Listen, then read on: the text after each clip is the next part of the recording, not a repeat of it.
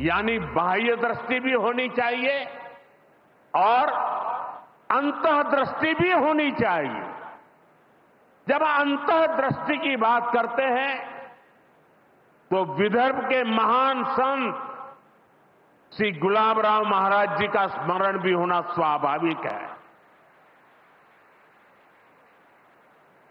उन्हें प्रज्ञाचक्षु कहा जाता था। बहुत कम आयु में ही उनको आंखों से दिखाई देना बंद हो गया, लेकिन फिर भी उन्होंने अनेकों पुस्तकें लिखी थी। और अब कोई भी पूछ सकता है कि जब आंखों से दिखाई नहीं देता है तो उसके बावजूद भी कोई इतने ग्रंथ कैसे लिख सकता था? इसका उत्तर यह है कि उनके पास भले ही नेत्र नहीं थे, लेकिन दृष्टि थी। ये दृष्टि बोध से आती है, विवेक से प्रकट होती है। ये दृष्टि व्यक्ति के साथ ही समाज की को भी बहुत शक्ति देती है। हमारा राष्ट्रीय स्वयंसेवक संघ भी एक ऐसा संस्कार यज्ञ है जो अंतर्दृष्टि और बाह्य दृष्टि दोनों के लिए काम कर रहा है। बाह्य दृष्टि के रूप में हम माधव नेत्रालय को देखते हैं और अंतर्दृष्टि ने संघ को सेवा का पर्याय बना दिया है। साथियों, हमारे यहां कहा गया है, परोपकाराय फलंति वृक्षाः, परोपकाराय वहन्ति नद्यः, परोपकाराय दुहन्ति गावः, परोपकारार्थमिदं शरीरम। हमारा शरीर परोपकार के लिए ही है, सेवा के लिए ही है। और जब ये सेवा संस्कारों में आ जाती है तो सेवा ही साधना बन जाती है। यही साधना तो हर एक स्वयंसेवक के जीवन की प्राणवायु होती है। ये सेवा संस्कार, ये साधना, ये प्राणवायु पीढ़ी दर पीढ़ी हर स्वयंसेवक को तप तपस्या के लिए प्रेरित कर रही है। ये सेवा साधना हर स्वयंसेवक को निरंतर गतिमान रखती है, उसे कभी थकने नहीं देती, कभी रुकने नहीं देती। पूज्य गुरुजी अक्सर कहा करते थे, जीवन की अवधि का नहीं, उसके उपयोगिता का महत्व होता है।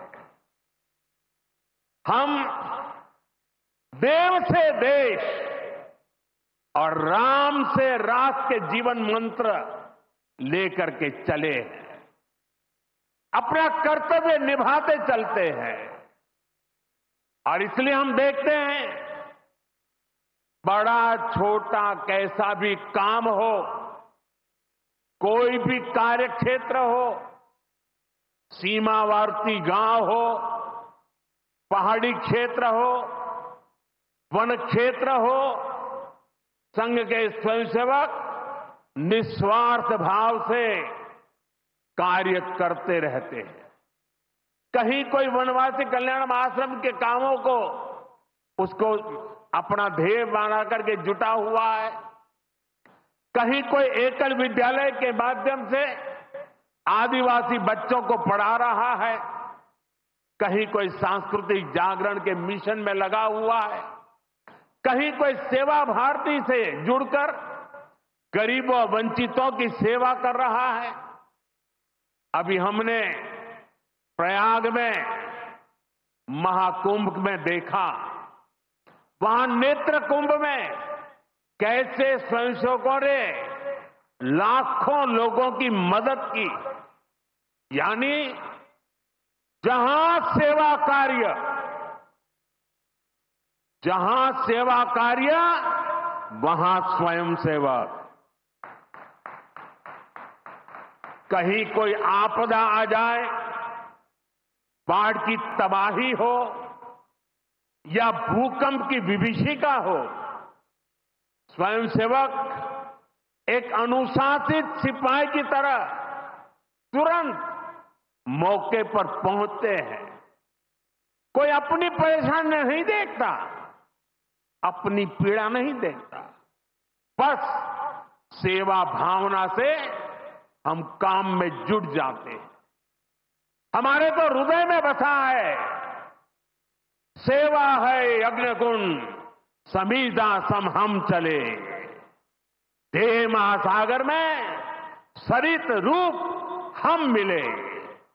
साथियों, एक बार एक इंटरव्यू में परमपूज्य गुरु जी से पूछा गया कि वो संघ को सर्वव्यापी क्यों कहते हैं।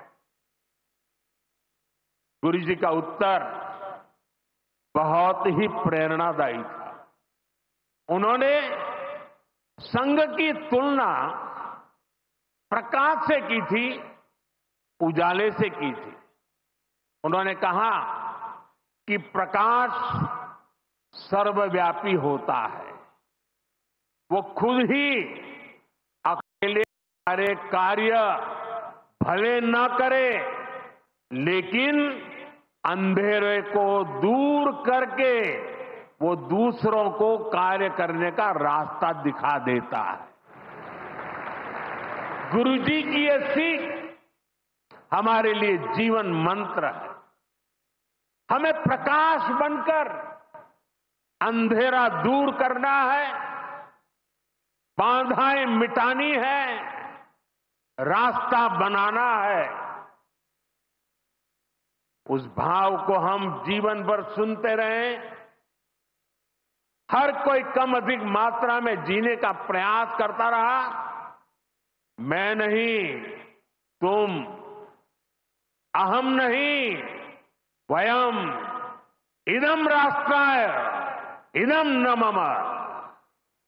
साथियों, जब प्रयासों के दौरान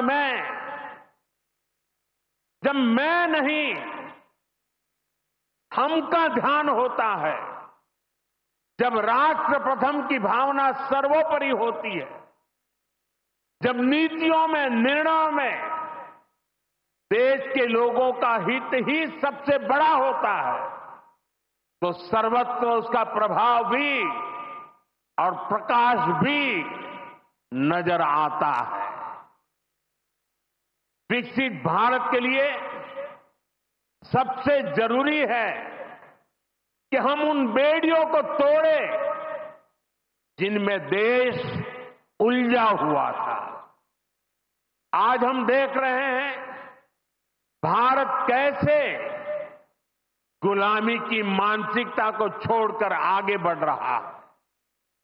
गुलामी की निशानियों को जिस हीन भावना में 70 वर्षों से ढोया जा रहा था, उनकी जगह अब राष्ट्रीय गौरव के नए अध्याय लिखे जा रहे हैं।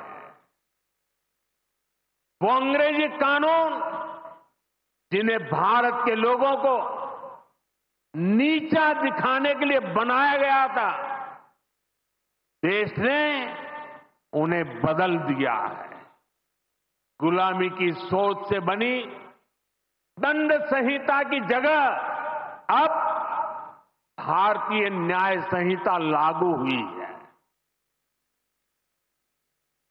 हमारे लोकतंत्र के प्रांगण में अब राजपथ नहीं, कर्तव्य पथ है। हमारी नौसेना के ध्वज में भी गुलामी का चिन्ह छपा हुआ था। उसकी जगह अब नौसेना के ध्वज पर छत्रपति शिवाजी महाराज का प्रतीक लहरा रहा है।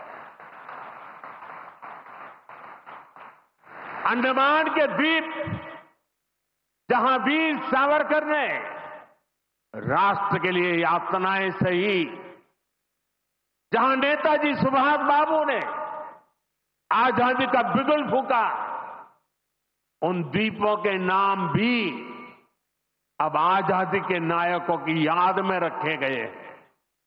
साथियों, वसुधैव कुटुंबकम का हमारा मंत्र आज विश्व के कोने कोने में पहुंच रहा है और दुनिया इसे हमारे कार्यों में भी देख रही है, महसूस कर रही है।